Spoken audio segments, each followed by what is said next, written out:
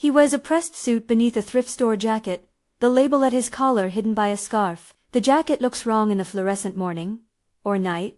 It's 2 in the morning, and the store's lights have the color of cheap hospital bulbs. Marcus Thompson walks past the racks of winter coats with his hands shoved into pockets he doesn't usually use. The awards on the wall: Best Community Employer, Family First Retail, glow like tarnished trophies. Under them, the linoleum cracks in a million hairline fractures. A strip of yellow tape holds a loose tile down by register 3. She is counting change with one hand and tucking the other under her jacket in a way that makes the sling look like a secret. Sarah Chen's face is thin under the store's harsh light. She speaks too quietly, as if raising her voice might wake the fluorescent fixtures. When she slips a 20 into the till and reaches for the next customer's receipt, her shoulder trembles. Marcus has been in boardrooms from Tokyo to Chicago, but there are things money doesn't fix: the way an exhausted person still straightens their name tag, the way a worn smile fights to live. He notices the bruise,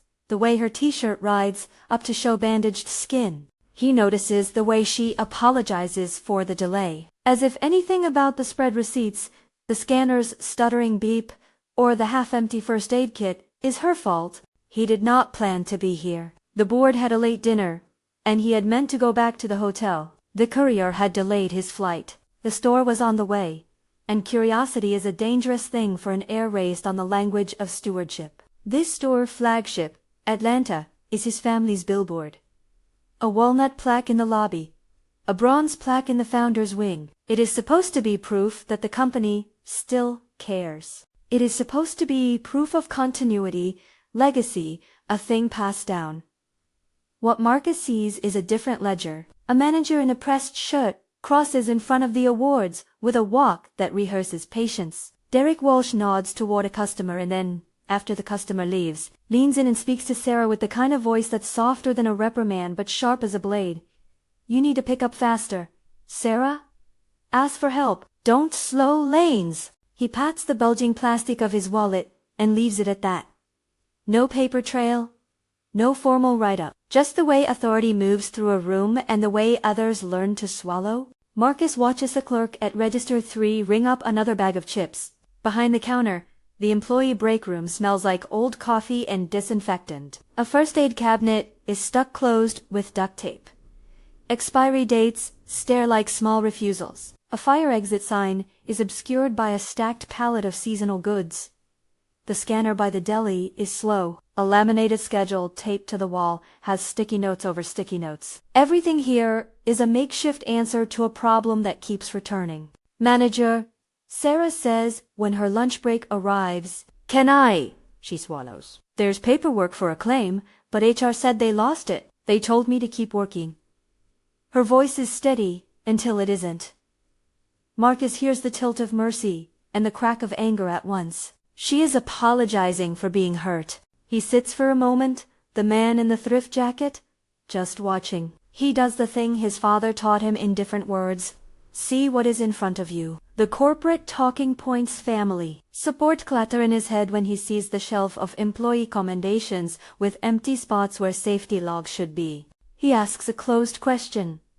What happened? And Sarah tells him, haltingly, that a pallet dropped on his shoulder, that the clinic refused to code her injury as work-related, that a supervisor told her to sign a form or lose the next week's hours. She uses the word "we" in a way that aches. She says she's been there 3 years. She says she loves her job, but she doesn't get to go to the doctor and keep the rent paid. He should have left. He should have put on his polished shoes and called the regional office first thing in the morning. He should have trusted the legal apparatus, the HR committees, the committees that exist to be summoned when something goes wrong in the 31st hour. Instead, he leaves his card, a beige card with a single name on it, face down beside her receipt roll, like a breadcrumb you hope someone picks up. He tells her in a voice that has worn the curve of command into softness that he will look into it. Later, after a glass of water in a lonely hotel bar,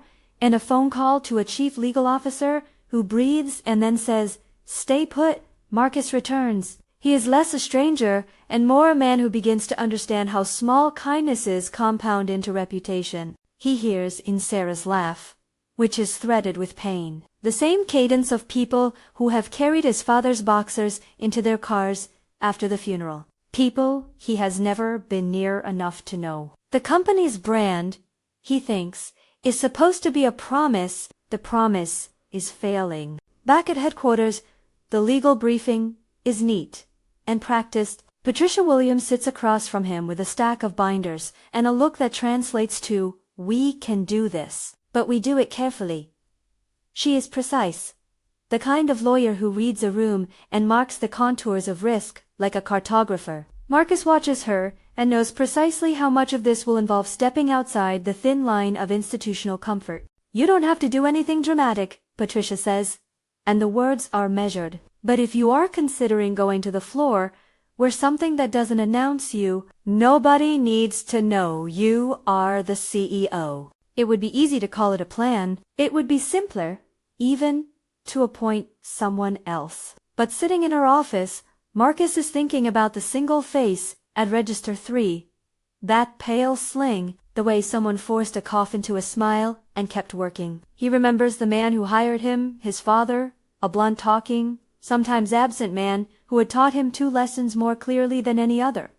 Businesses are their people, and promises are only as good as the hands that keep them. He remembers being 14 and sweeping up in this very store and taking home a pizza slice to his mother. He remembers the smallness of a boy with big responsibilities. He knows there is more to do than write a memo. "You'll need a story," Patricia says, "and you'll need cover.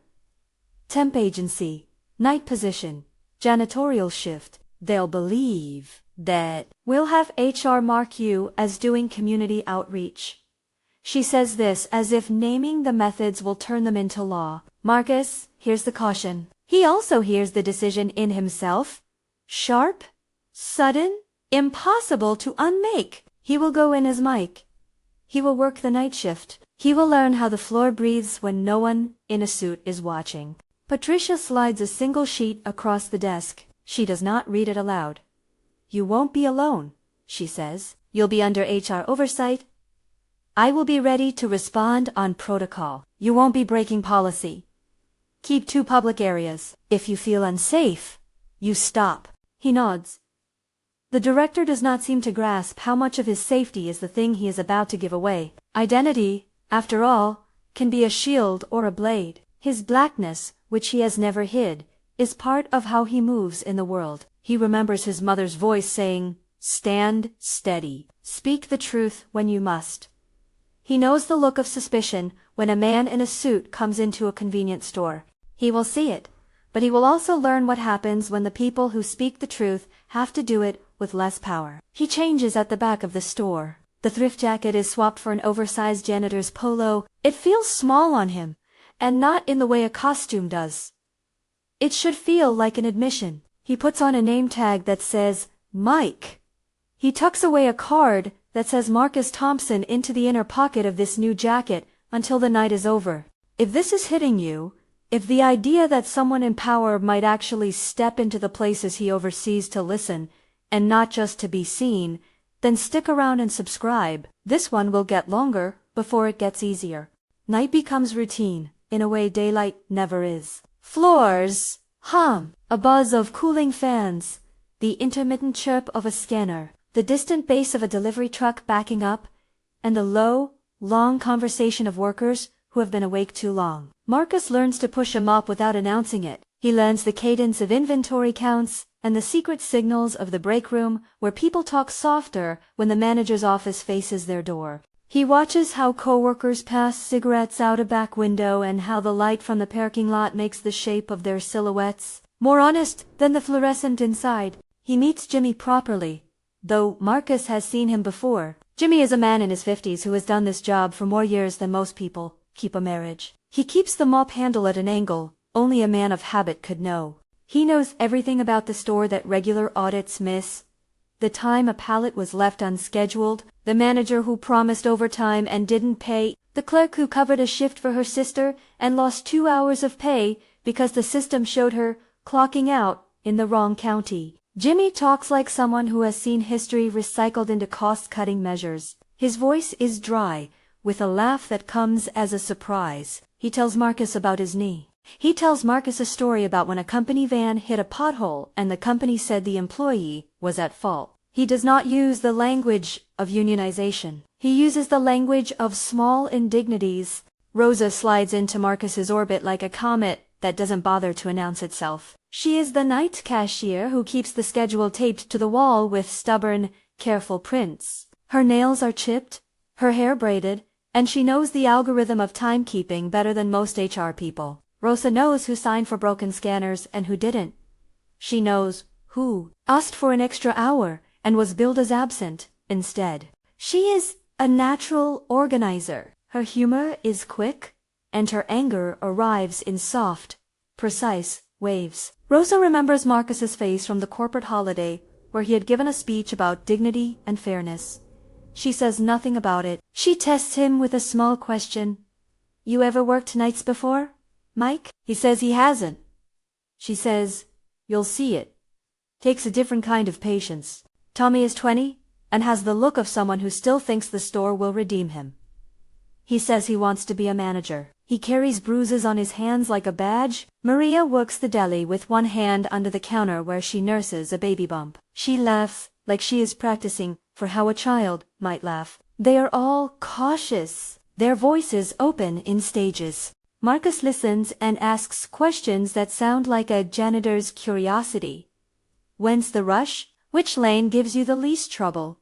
Who covers brakes when the system bugs out? He does not lie about who he is, but he stops short of saying he runs the place. He learns the shape of their days.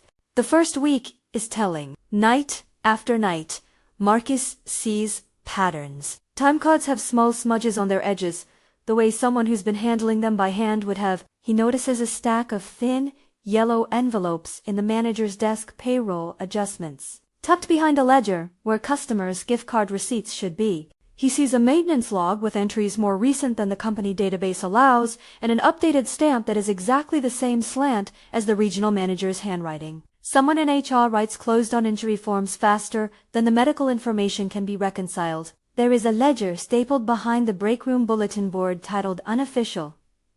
It is a spiral notebook with names and dates and initials. When Marcus opens it to the letter S, his fingers find Sarah's name more than once, a series of shorthand notes, asterisks in the margin. No one says the word fraud.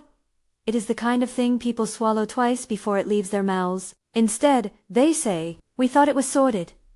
They told us to hold on. They promised the doctor would call." Small phrases that are the shape of larger holes. Marcus files them not under accusation but under work that needs to be done. On his 5th night, a delivery arrives. The parking lot lights throw long rectangles across the floor. Derek walks out with a clipboard and an intent expression. He makes a phone call that ends with him laughing, then dropping his voice as he speaks. Marcus is an observer, but his ear is human. He hears the clipped syllables of a man who believes rules are optional when the ledger says they are. Derek fingers the edge of a small envelope as he walks past Marcus. The envelope is the size of a folded check. Marcus feels his pulse in his jaw and watches Derek tuck it into the inside pocket of his jacket like a private blessing. That night, in the quiet corner behind the frozen pizzas, someone mentions phantoms. Not ghosts. Phantom employees, names on the roster that no one has seen for months, hours that appear in payroll for people who don't exist. A clerk says it as if it were a superstition. Rosa says, "You watch. You'll see 2 hours jump into somebody's account and then, poof, a bonus goes to someone else's name." Tommy throws his head back and laughs, but it is the kind of laugh that has edge. Marcus knows the shape of a ledger. He learned how to balance numbers to people when he used to count the till with his father. He knows a phantom when he sees one. He does not reach for a camera or a recorder in front of people. That would be a different crime. He reaches for patience. He reaches for a longer view. They take their breaks together. They trade food. Maria shares hers and admits she has been to the company clinic twice and left without treatment because someone from payroll said it would affect the bonus pool. The broken first aid kit is still taped shut. The coffee is still bitter. The lights still hum. Their stories begin to braid. A pattern grows thin and then it thickens into a story hard enough to hold. On a slow Tuesday morning, Marcus is asked by Jimmy to help the back room with a spilled pallet. In the chaos, cardboard everywhere, boxers of bathroom supplies scattered. He sees a filing box, the box is labeled at the corner with a sticker that bears an internal code. There is nothing illegal about the sticker, nothing violent or overt, but when Marcus peels back a few file folders, he sees names and dates and a column labeled non-comp close. He sees a spreadsheet tucked at the back. The font is corporate standard, the sort a senior manager would use to keep numbers pretty. He opens it and finds a tab for bonus allocations. Derek. The tab lists weeks and amounts. And next to each week is a shorthand note. No claims. Keep quiet. There are initials. He recognizes the short scrawl of someone in HR. He drops the folder back into the box and closes the lid like he is putting a fragile thing to sleep. It feels like proof. It feels like a bruise that finally tells its own history. He does not gloat. He breathes shallow and counts to 10, as if counting will return the room to normal. He knows you do not act on a rumor. He also knows that ignoring it is a kind of permission.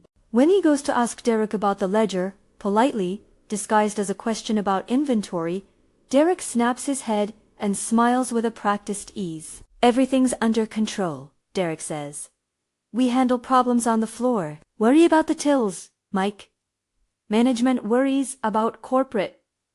Derek's smile is a seal. Marcus watches Derek move through the store like a conductor who refuses to let the orchestra play when it wants. There is a sudden chill in Marcus's chest that has nothing to do with the air conditioning. He has been a steward long enough to know when a promise is performative and when it is rotten. He thinks of the plaque in the lobby and the glossy corporate video where employees talk about upward stories, and we are family. He thinks of a woman locking her injury away like a secret in the list of phantom hours that eats at paychecks. He owes them more than a memo. He owes them the truth. In the days that follow, he tests boundaries. He asks Rosa for the unofficial injury log with the soft voice of a man who wants to be believed as an ally. She hands it to him like she is handing a secret to someone she hopes will not break it. They sit in the break room with the fan above them spinning lazily, their hands hovering over a spiral-bound book that records in angular pen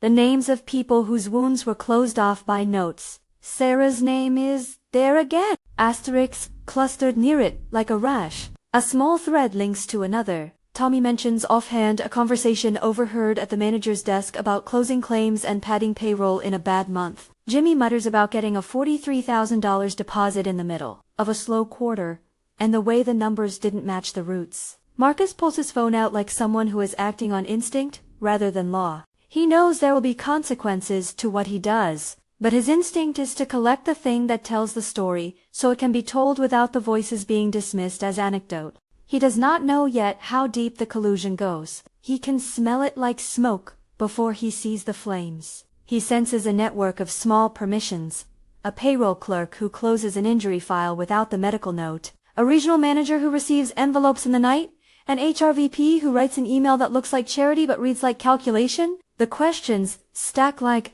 unpaid invoices. Nathan Hartley's name surfaces in whispers. The VP, who is congenial in meetings and precise in memos. Nathan's email address appears in a header on a printed memo. Reclaim closures.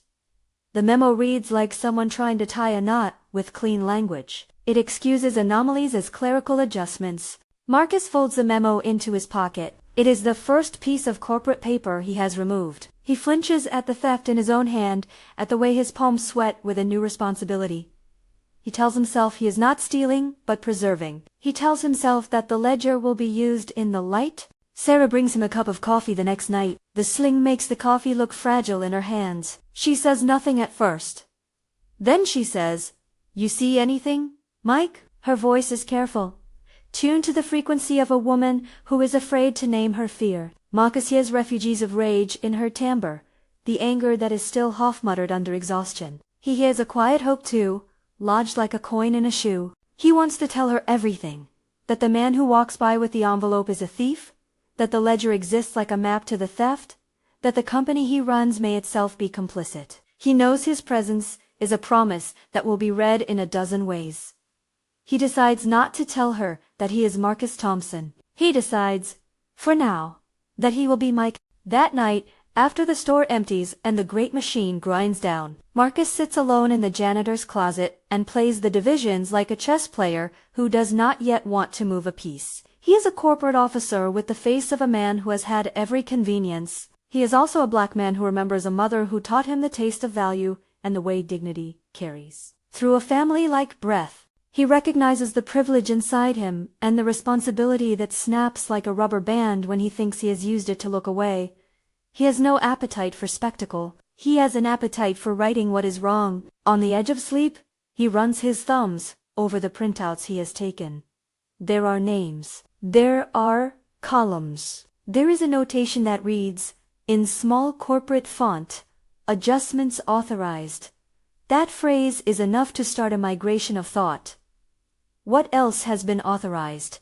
He decides, without fanfare, to keep going. He keeps the uniform on, and the name that is not his. He answers to the people who call him by his false name.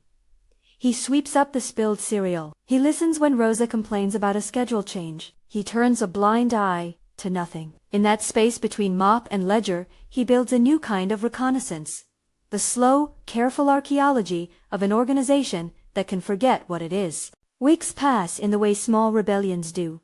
Quietly, clotted with tasks, marked by a slow accrual of evidence. Marcus learns to be small in the way the night asks. He learns the exact pattern of the security cameras on the floor and the exact hours when Derek disappears into his office to make a call. He hears the way Nathan's name shows in a forwarded chain of emails about inventory, discrepancies, and claim closures. Every forwarded message is a breadcrumb. He watches how people lie by omission, how authority makes silence its ally. He begins to map the company in the same way he maps a problem. Nodes of influence, valves of pressure, and the small people who bear the leaks. One night, late, Sarah texts him a photograph. It is of a message board at home. A sticky note that reads, in shaky handwriting, no calls about work. The photo's caption says, they keep telling me to sign. Marcus stares at the message until the light outside the mop closet window goes pale with dawn. He thinks about his father's face, hardening into expectation at the thought of failure. He thinks about the difference between owning something and knowing it. He knows the story will not be fast. He also knows that the next move cannot be impulsive. The ledger must be assembled. Evidence must be credible. If his father's name means anything, it would be to fix things thoroughly. At the edge of this resolve is fear. Not for himself. For Sarah.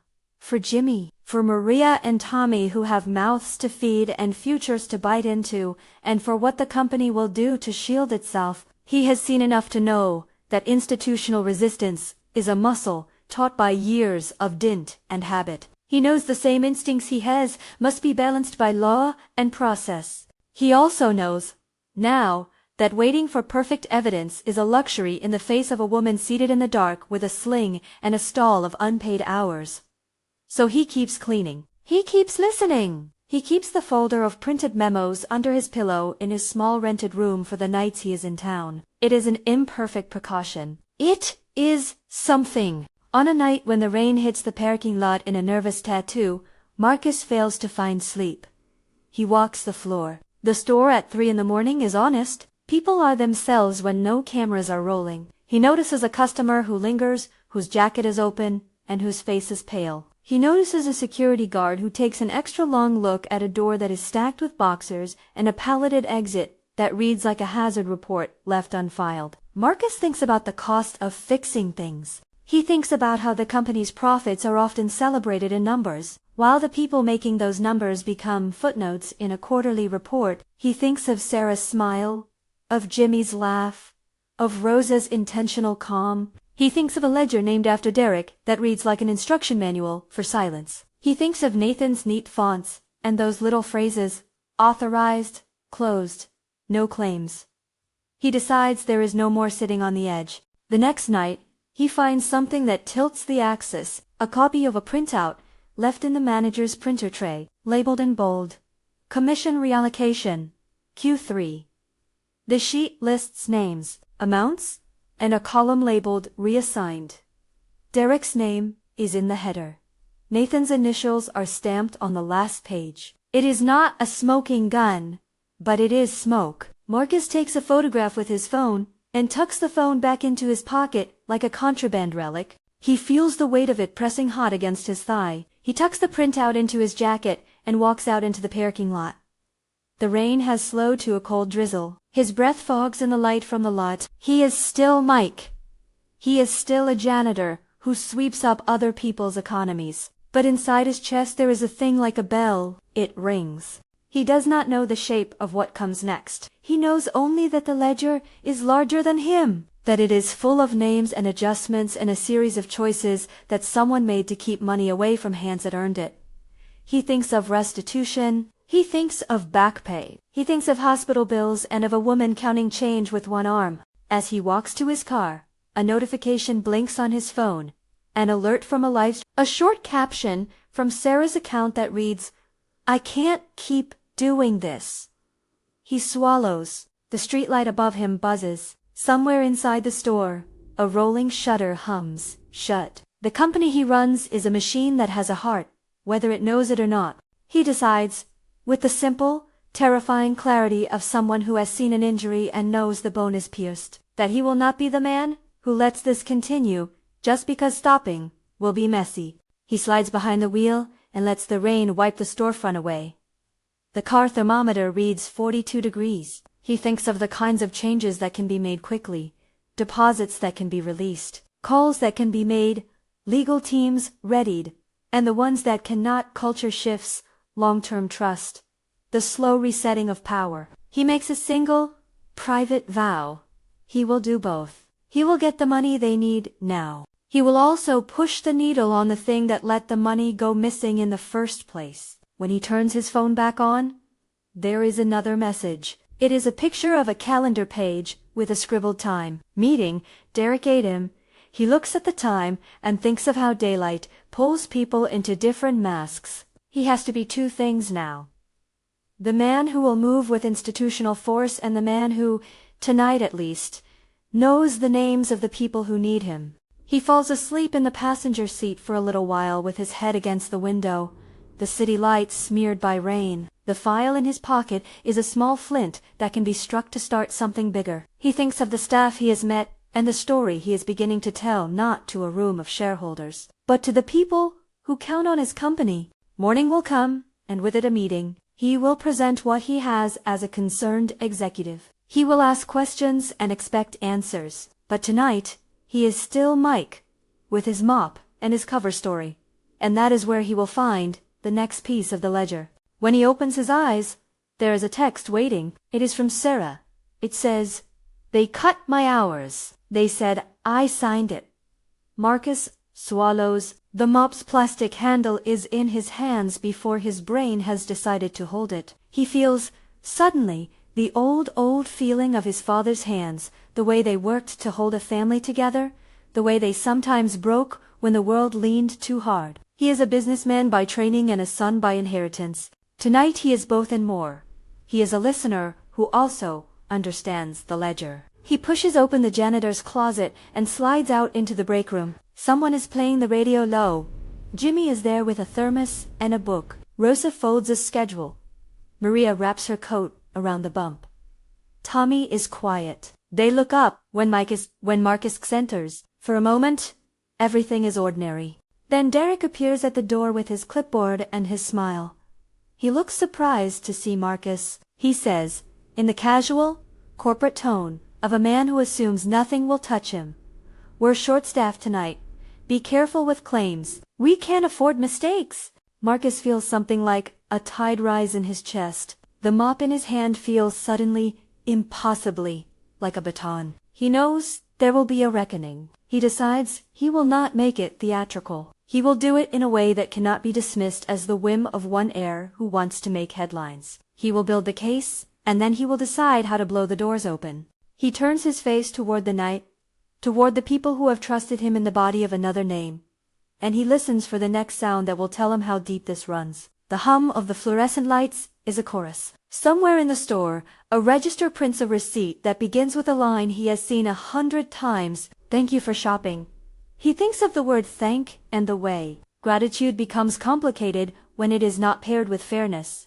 A new day is breaking. The files in his pocket weigh as much as responsibility. He walks toward the manager's office and the meeting he is promised at 8. He does not yet foresee the public unmasking or the live stream that will change everything. He only knows that a woman with a sling sat at register 3, and that is a fact he cannot live with. He crosses the store with the mop, as if it were a staff of office.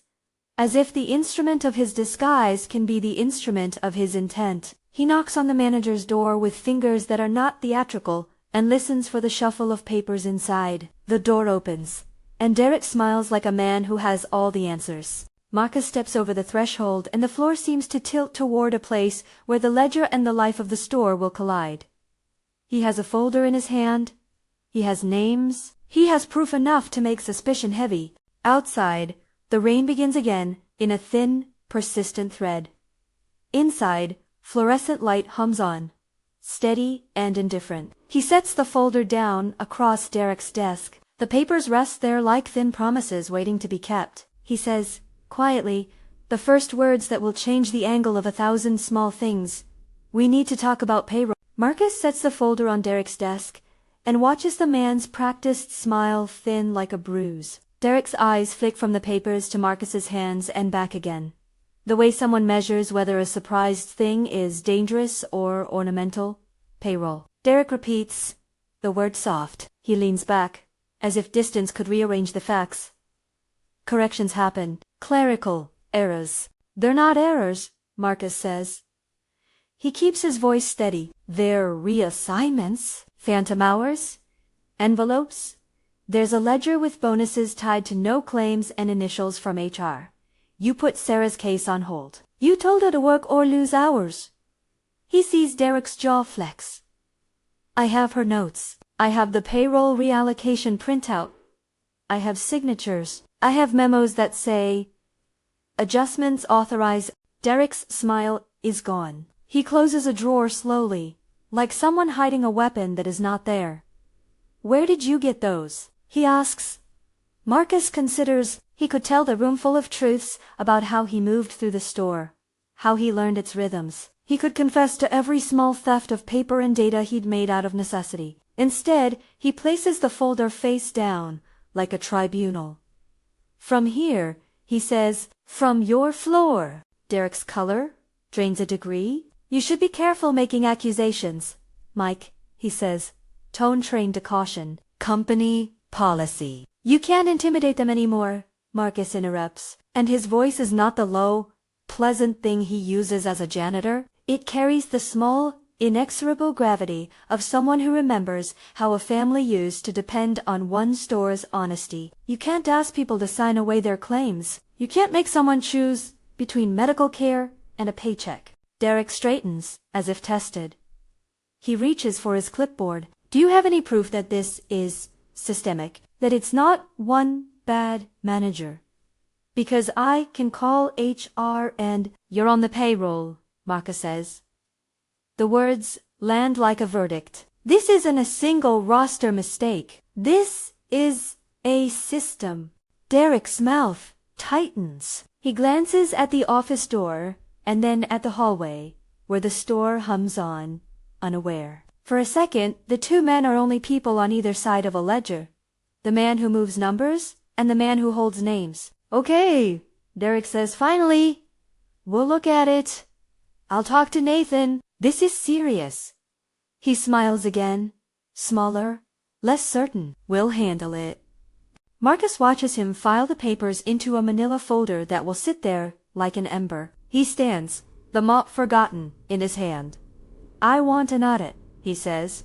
"Independent. And I want Sarah's hours restored, pending investigation." Derek's eyes flick to the clock. "You don't get to decide for the people on the floor." Marcus finishes. "I do if I have to." The mop seems suddenly ridiculous in his hand, and he sets it down slowly, as if surrendering it to a truth that will carry more weight than any prop. When Marcus leaves the office, he walks back into the fluorescent life of the store, and a dozen small conversations return to their low hum. He goes to the break room where Jimmy is reading and shows him a single sheet from the folder. Jimmy's face narrows, then opens in a way Marcus has seen before. The slow recognition of being right and the anger that accompanies it. 43,000, Jimmy says, eyeing a line item. His voice is thin as paper. They paid me once, out of the blue. Said it was a bonus. Then they cut me back 2 weeks later. Never asked. Never explained. It's in the ledger, Marcus says. Name, amount, keep quiet. Jimmy takes off his glasses and rubs the bridge of his nose. They think we don't notice. He looks at Marcus like an old shipmate. You doing anything about it, Mike? Marcus doesn't answer with a plan.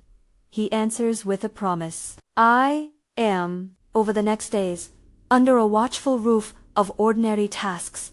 Marcus pieces the narrative together. He fills the folder with memos, screenshots of emails that read like polite instructions but carry a raw message, and payroll printouts with reassignments circled in a hand that matches Derek's. He and Rosa sit over the unofficial injury log in the break room as the fan spins overhead. Rosa points to shorthand initials and small asterisks. It's always the same, she says. Derek signs. Payroll adjusts. Someone gets a bonus on paper. The injured get closed, and the claim is not work-related. 2 weeks later, someone on his roster gets a little money. Each little fact racks up until it becomes an accusation not of a single person's greed, but of a small culture that rationalizes theft as management. Marcus relays pieces to Patricia in cautious, clinical language. She sets up calls with legal counsel and, crucially, with an outside compliance firm protocols to ensure the evidence can be used without contaminating the chain of custody. She is methodical, her voice a map of contingency. Will involve law enforcement if necessary. Will secure devices legally. We will not, under any circumstances, give advice that encourages employees to do illegal surveillance. Patricia's wording matters to Marcus because it connects the small rebellion on the floor to the machinery of law and accountability he had been trained to use. It also means that when the staff begin to talk about doing something, their actions will have a place to land. Despite the careful pace, the danger ratchets up. Derek notices changes in the patrol of his office. Items moved. Folders missing. He answers emails more sharply. Nathan's presence in memos becomes more frequent. There is an email chain where Nathan forwards a note about clearing outstanding claims with an attachment labeled projected shortages. In that attachment, a spreadsheet recalculates payroll and mentions reallocation with a line to preserve margins, prioritize non-claim weeks. Marcus photographs the chain and hands it to Patricia. Her expression goes tight in a way that is both professional and human. This looks bad, she says. We'll bring it to the board if it holds up. Then everything accelerates the night Sarah posts the video. It is a low-resolution live stream. Sarah sits in the break area with her sling visible, the fluorescent light rough on her face. Her words are slow, but they are not unplanned. She speaks about being turned away from the clinic, about being told to sign non-work-related waivers, that her hours would be fine, about opening her wallet and finding less money than she expected. She reads aloud part of a message she saved. Sign this or you lose next week. The chat populates with brief, sympathetic messages. Someone calls the emergency number. Someone posts a supportive comment. But more than that, viewers begin tagging the store's corporate page and a local activist account for worker rights. Marcus sees the notification at 2:13 a.m. in the back room. Sarah's voice is the tremor that bends him inward. He tells Rosa and Jimmy he's going to the floor. He moves through aisles that look suddenly unreal.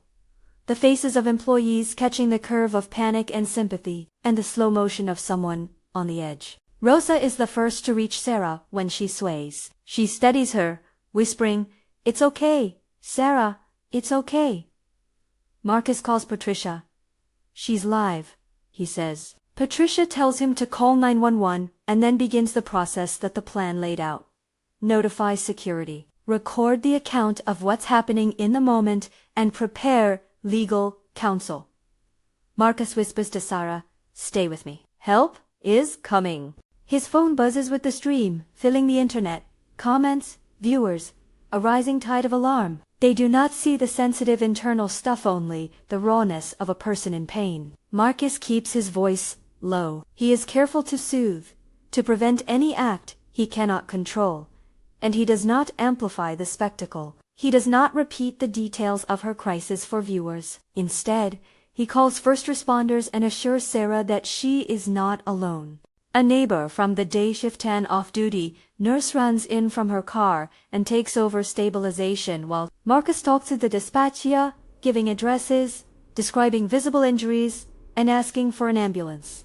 The arrival is quick. Paramedics move with efficient, steady hands. They do not need to know the backstory. They assess Sarah, secure her, and load her into the ambulance. Marcus goes with her in the back at Sarah's quiet request. He sits there in dim light and listens to the sound of professional care, the beep of monitors, the murmur of a woman who keeps apologizing between breaths. He holds her hand as best he can through the bandage. In the hospital, controlled chaos becomes structure. Physicians run tests. A nurse tells Marcus they will keep her under observation and that mental health support is present. He signs forms, because he is someone who can use his name to make sure paperwork moves quickly. He asks for her to be assigned a social worker, a counselor, and contact with the company's medical liaison. He calls Patricia again and hands over the situation like a baton. Her voice goes into action, neither triumphalist nor panicked, but legal concern for liability and for the dignity of the person who matters more than any headline. We'll cover whatever immediate bills. Get me everything from her phone logs and the live stream dates. We'll need statements. The emergency has consequences that cannot be reversed with money alone. Sarah's rawness forces the store into a reality no ledger can deny. The live stream is already on the local feeds by the morning. Patrons call for answers. A local reporter shows up at the back lot with a camera. The headline ready to be written. Patricia understands the need for a public, controlled response. She organizes an internal emergency meeting and texts the board. We have to act fast, she tells Marcus. Not because we protect a brand, but because people are hurt. We will tolerate no delay. If this were a business plan, it would be messy. It is also true. Messy action can save lives in moments when ceremonies of process cannot. Marcus takes the folder back out into the daylight and begins to press for immediate measures. He goes to the teller and the company's bank partner and instructs through Patricia, formally and with documentation, that the company release emergency funds to cover Sarah's immediate care pending investigation. He orders that no one involved in the alleged ledger be allowed to access HR systems. That afternoon, he convenes an in-store meeting, smaller than a press conference and larger than a department huddle. He stands under the flicker of the fluorescent lights near Register 3 and calls the staff together. There is fatigue in the room, and also something that has been building for weeks: the need to be seen. You all know why we're here, Marcus says. He does not wear the thrift coat now. He wears a hoodie, ordinary, anonymity eased by time.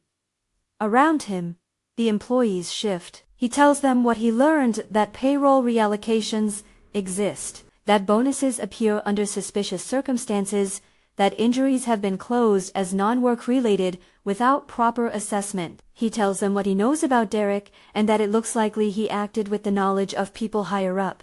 He tells them that Sarah is in the hospital and that the company will pay for her care. There is a long silence after he speaks. Then Rosa says simply, "How do we know you're not lying?" A laugh, a ripple. Marcus looks down at his own hands and then up at the faces that watch him. He reaches into his pocket and pulls out the printouts. Because I have the memos, the emails, the spreadsheet that says reallocated with signatures. Because I have the ledger. He lays each sheet out on the break room table like evidence in a simple, human courtroom. He will not let this be theater. He will let it be clarity. Rosa leans in and reads a line. Tommy points to an entry. Jimmy reads a number and then looks at Marcus as if measuring scale against a known wrong. The room's small noises converge into a single movement. People who have been invisible are listening to someone from the top tell truth.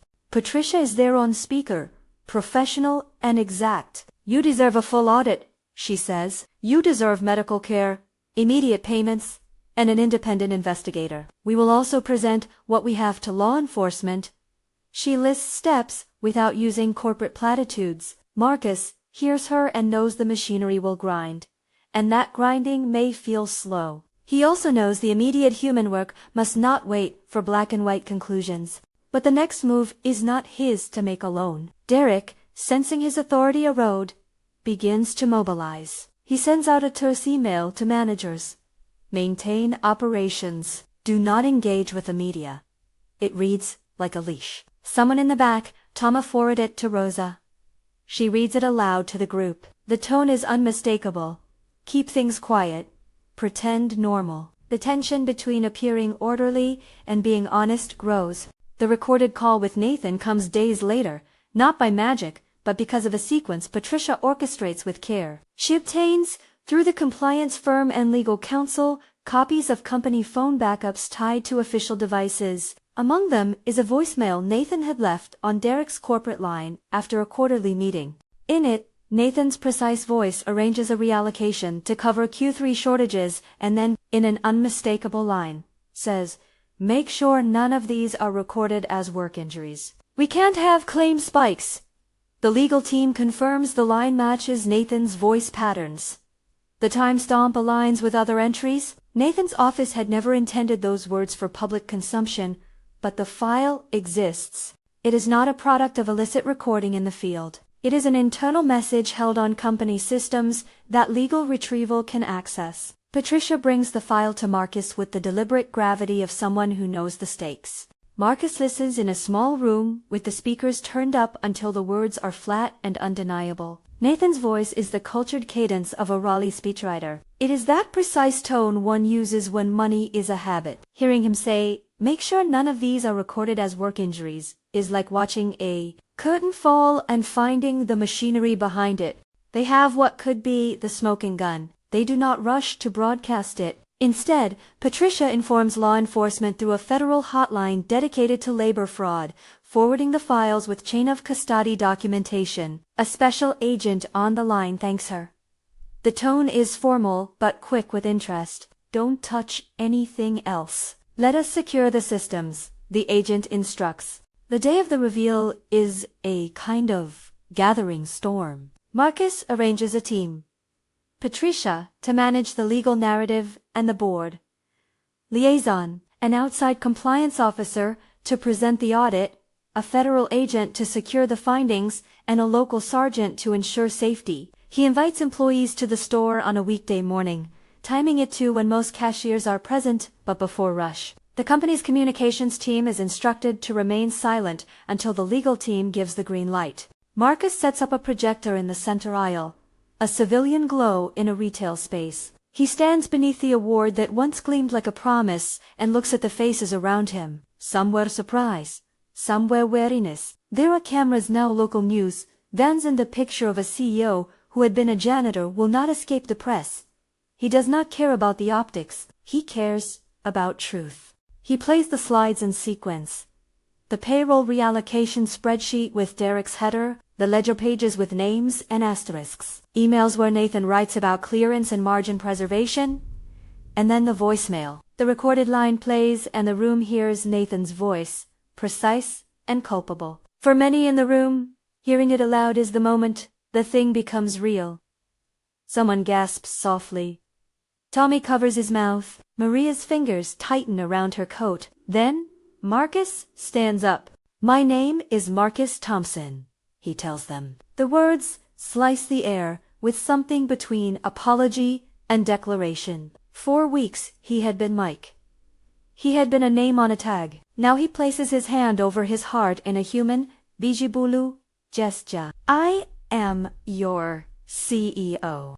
There's a sound like a release. Some part of the room relieved, another part bewildered. He tells them why he came undercover, why he did not simply write a memo, because he needed to believe what the numbers were telling him, and because, as someone raised by a man who told him businesses are their people, he could not accept denial. Derek stands up like a man about to speak and then freezes. Outside, a news van's microphone lifts toward the open glass of the storefront. "Marcus, let silence do the work between beats." He watches faces process betrayal and hope at once. He calls the agent from the hotline to the podium. Officers come in, discreet and in plain clothes, then in uniforms. They have warrants secured on the basis of the documents and the recorded call. Derek stands very still as two officers approach. He does not reach for anything. He seems stunned into the awkward politeness of someone who believed in impunity. You are under arrest for conspiracy to commit wage fraud, falsification of records, and obstruction of workers' compensation investigations, an officer says. The words feel like sunlight. Derek's mouth opens. The rustle of hands and clothing is a small, real sound. An officer reads him his rights. He is handcuffed politely. The scene is neither violent nor cinematic in the way films suggest. No theatrics, just the legal work of taking a man into custody while preserving the dignity of others in the room. Nathan's resignation arrives at noon. With a carefully worded note, I stepped away to allow the company to investigate. It is not an admission, but it is an exit. Federal agents, meanwhile, begin interviews and take devices for further analysis. The scope of the inquiry widens to include other stores. Marcus watches as the machinery of accountability does its slow, necessary work. The aftermath is not neat. People want immediate redress. And Marcus knows rhetoric will not suffice. He and Patricia set in motion a plan he hopes will be more than performative. He signs off on emergency deposits for affected employees. Jimmy receives a notice that a deposit of $43,000 will be placed in his account within 72 hours as the company rectifies bonus mistakes. Others receive lump sum notices in round numbers designed to be immediate relief, back pay 4 hours improperly withheld, emergency medical coverage for Sarah and anyone in her position, and a fund to cover counseling. At the same time, Marcus calls a board meeting that will be televised internally. He speaks plainly. Officers will take a salary decrease equivalent to 10% of executive pay to fund ongoing reparations and the cost of external audits. He does not pretend this is a sacrifice that restores justice entirely. He frames it as a material step toward accountability and a demonstration that leadership shares consequences. But he also knows that structural change matters more than a single accounting gesture. The company announces an immediate moratorium on any claim closures without medical documentation verified by an independent occupational health provider. It implements a new employee-elected safety council with real power. The council will have a seat at the table and the right to veto scheduling decisions that affect safety and to audit payroll entries with external oversight. The election process is transparent, with third-party monitors from a labor oversight agency. These steps are not perfect. They are the first honest moves after a long season of concealment. Marcus sits in the break room with Rosa and Jimmy and Tommy and Maria and hears demands he cannot unhear. Permanent changes to scheduling, transparency, guaranteed overtime pay, a whistleblower hotline that goes to an external entity, and a promise that future layoffs and reassignments will be publicly documented. Patricia coordinates legal responses and the company's counsel. She ensures the legal documents that secure restitution and the independent audit are ironed. She also meets privately with Sarah's family to offer more direct support, including expedited medical appointments, time-off benefits, and a dedicated case manager. Marcus insists on those steps beyond PR because he understands that money is only one element of repair. Access to care, time to heal, and a voice in future safety matters are equally vital. As the days become weeks, the story ripples outward. Local news picks it up. Unions and worker rights groups call for broader reform. Federal investigators subpoena records. Nathan is named in an indictment for conspiracy in a district filing that lists multiple counts related to falsified records and wage theft. The charges are serious and will need to be adjudicated in court. Derek pleads guilty to a subset of charges in exchange for cooperating with investigators. His testimony shakes loose more names and practices in other regions. The work of accountability takes its procedural, path arrests, indictments, plea deals and the newsroom cycles through interviews with legal analysts and worker advocates. Marcus is criticized for his initial absence and praised for his visible, public involvement. He bears the praise and the blame with the same measured face. Inside the store, work continues in ways both subtle and dramatic. The safety council begins to meet, with Rosa elected as chair. She represents the night crew and has a practical, relentless approach to problems that had once been invisible. She implements a weekly audit where the payroll is cross-checked against timecards by a neutral third party. Marcus attends the first meeting not as an officer in a suit, but as a member who listens. He sits near the back and takes notes as the workers speak. He hears the stories he had heard in disguise, but now hears them under the heat of consequence and with the possibility of being truly heard. There are also personal consequences. Sarah undergoes surgery to repair her shoulder, paid for by the company. The surgeon's report is clinical and precise. The recovery is long, but hopeful. Marcus visits the hospital when he can, carrying flowers and a check-in that is more presence than performance. They do not speak about the live stream in depth. Instead, they speak about small, practical things. The names of the nurses, the comfort of family presence, the neighborhood programs that might help with childcare during recovery. Marcus hears Sarah's plan to return to school to finish an associate degree in business. Her voice is steady, not entangled in a miracle, but in simple ambition. Tommy, who had hoped to be a manager, is offered a position as assistant shift lead and enters a training program that is transparent and tied to on-the-floor evaluations reviewed by the safety council. Jimmy receives his deposit and, for the first time in years, sees an amount in his account that translates into a small, immediate relief: a repair to the plumbing at home, a replacement of a worn tire. Maria's maternity appointments are covered, and she does not have to fear losing her job during early parenthood. Marcus insists on one unusual reform. Every quarter, he will spend 1 week working the night shift in different stores, not as a publicity stunt, but as a personal discipline. It is a symbolic act that is also practical. He learns the quiet work of cleaning, the real friction of scheduling, and the small conversations that reveal culture. He publishes his reflections internally so no one imagines it as performance. The board accepts the gesture as an accountability ritual. Some of them roll their eyes, but the workers see it as a sign that leadership will not hide behind memos. There are costs, too. Stock analysts do the math.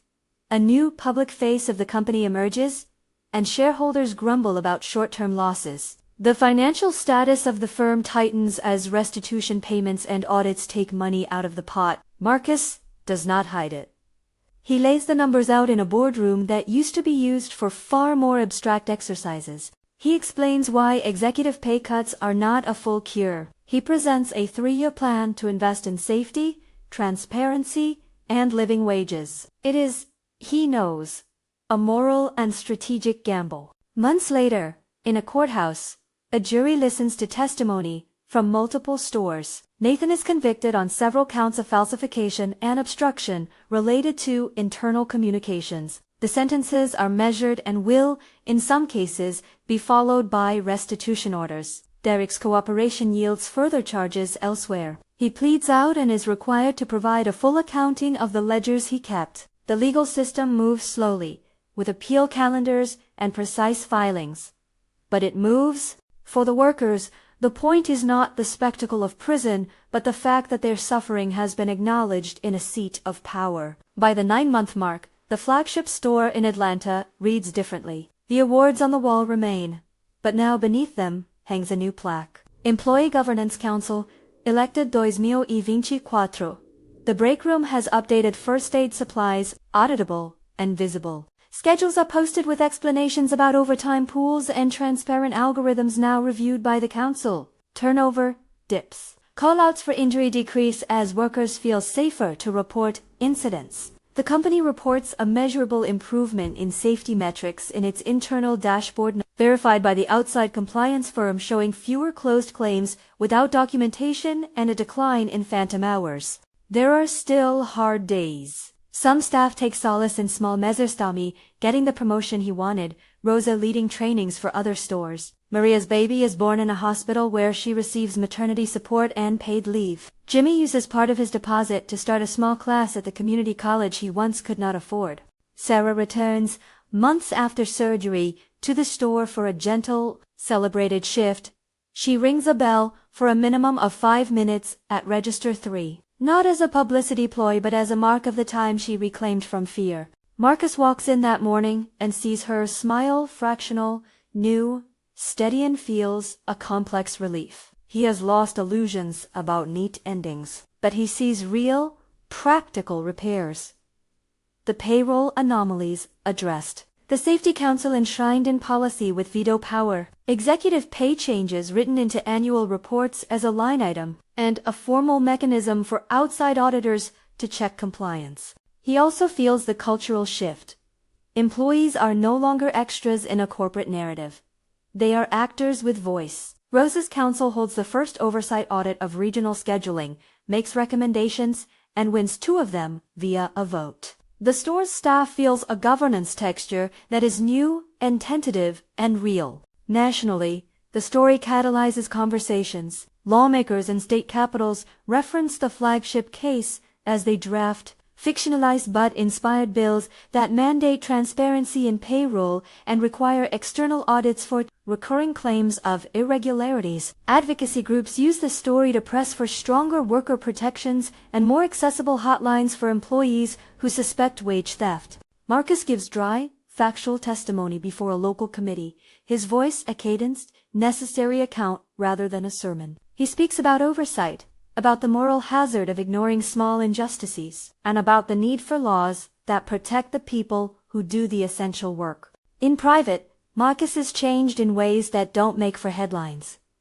He no longer assumes proximity as proof of insight. He hears employees in a different register, and he names their dignity aloud in meetings that used to be obsessed with profit and projection. He sits with his mother on a Sunday in a kitchen that smells of coffee and remembers the man who taught him stewardship. "You did the right thing," she tells him simply. He thinks of the thinness of that praise and the fatness of the work it implies. The store's story spreads as a case study in business schools, in labor seminars, and in boardrooms. But for Marcus, the truest measure is small. A woman at Register 3 who can now ask for help without fear of losing hours. A janitor who no longer worries that overtime will vanish from his ledger. A young man who climbed to assistant manager because his merits were clear and audited fairly.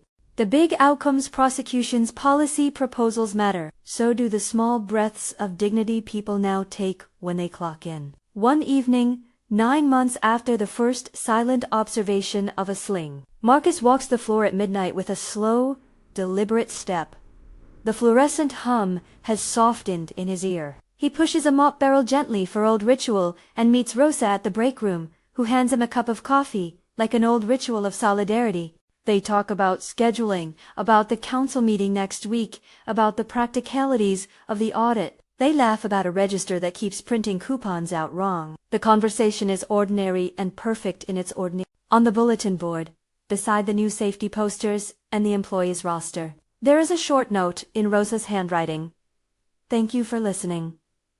It is small. It is not a healed wound, but it is a seal on the hours they all spent making the store into a place that counted as people, not figures. Marcus continues his quarterly weeks on the floor. It is not a palingenesis, but a habit. He wants to be confronted with the smallness of work, often enough that it cannot be reduced to a PR Tuesday. He wants to be corrected by people who know the store better than he ever will. He wants, finally, to earn the right to be the steward his father taught him to be. The legal processes continue their slow arc. Nathan's conviction is a moment of measurable accountability. Derek's cooperation helps dismantle a broader network of clerical fraud. Some executives accept plea bargains or resignations. The courtroom is not theater, but law with consequences and a measure of repair. The epilogue that follows is not triumphant, only plausible.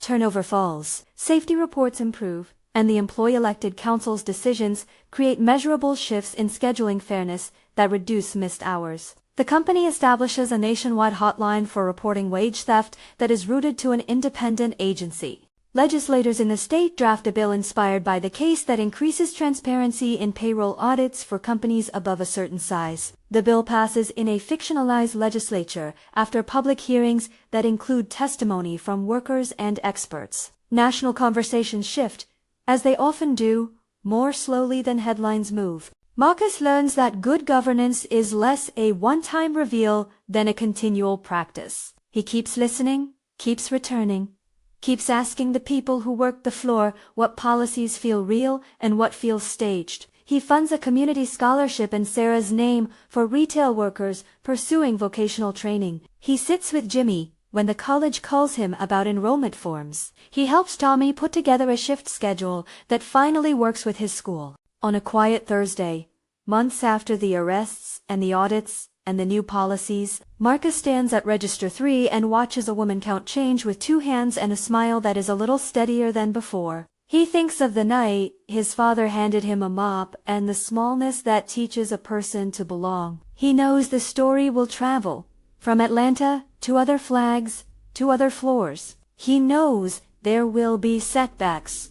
But he also knows that one refusal to look away had unlatched something in a big machine. If you are watching this and you see patterns that look like what happened here, if your hours disappear, if injuries are minimized, if you are told to choose between care and a paycheck, please document what you can safely and reach out to your state labor department, a legal aid organization, or a workers' advocacy group. There are lawful channels that can help.